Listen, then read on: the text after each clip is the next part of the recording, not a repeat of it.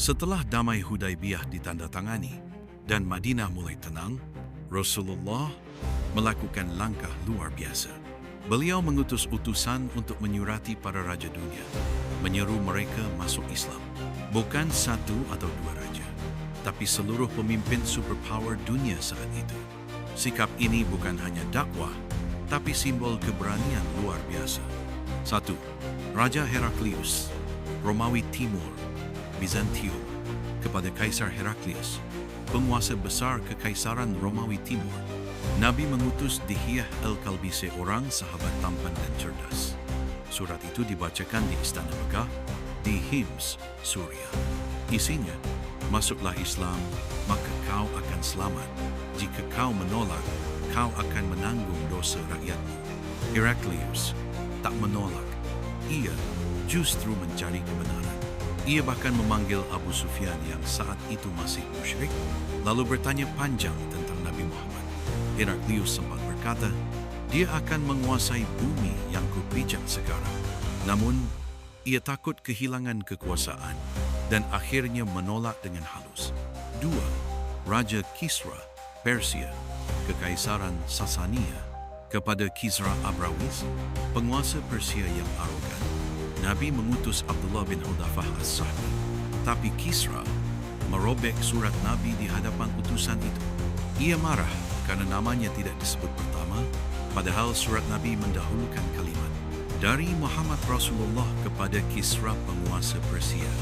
Saat kabar ini sampai ke Rasulullah, beliau berkata tenang, semoga Allah merobek kerajaannya seperti dia merobek suratku. Dan benar, tak lama setelah itu, anaknya sendiri membunuh Kisra dan kerajaannya runtuh sedikit demi sedikit. 3. Raja Muqawqis, Mesir, penguasa Koptik di bawah Bizantium. Kepada Muqawqis, penguasa Mesir, Nabi mengutus lagi Dihiyah al-Kalbi. Muqawqis tidak masuk Islam, tapi ia menjawab dengan sopan dan membalas hadiah 2 budak perempuan, salah satunya bernama Maria al-Qibtiyah, yang kemudian menjadi istri Nabi dan melahirkan Ibrahim, putra Rasulullah. Ia juga memberikan seekor bagal putih bernama Duldul, yang kelak jadi tunggangan Nabi. 4.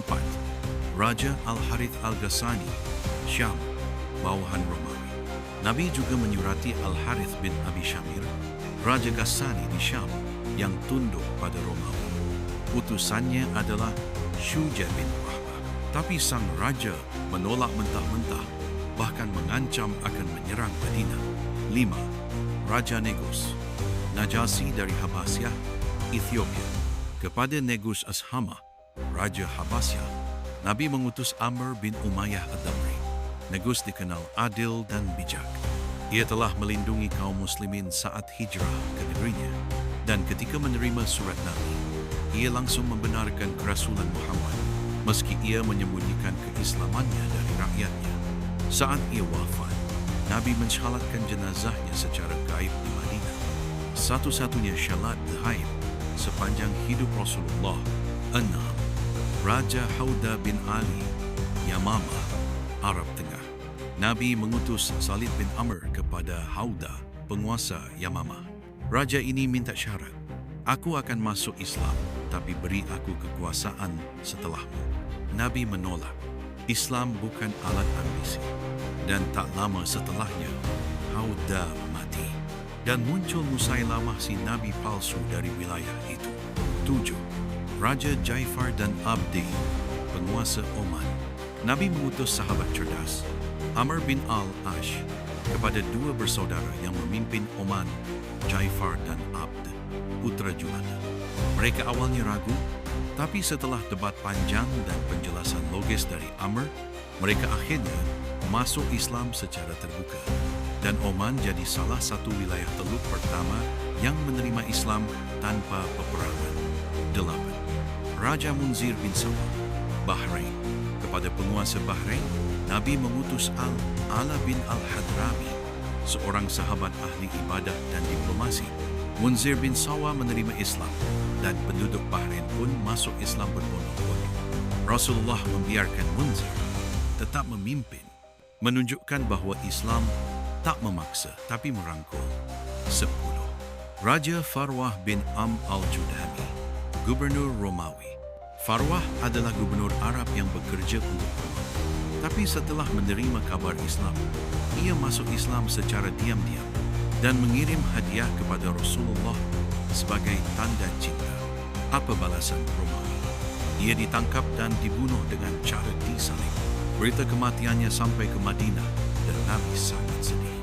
Ia wafat sebagai syahid, salah satu yang pertama dari wilayah luar Hijaz. Tidak semua raja menyambut Islam dengan kemarahan. Sebagian menyambut dengan akal sehat. Sebagian malah menyerahkan nyawa demi keimanan. Rasulullah tidak hanya berani menyurati raja, tapi juga mengangkat sahabat biasa menjadi duta besar Islam pertama. Mereka tak membawa pasukan, hanya surat dan keyakinan. Dan dari surat-surat itulah, Islam hari ini menyentuh negeri-negeri jauh, Turki, Persia, Mesir, Oman, hingga Yordania. Semua dimulai dari seorang Nabi yang tak gentar menyampaikan kebenaran, meski yang ia hadapi adalah raja-raja dunia.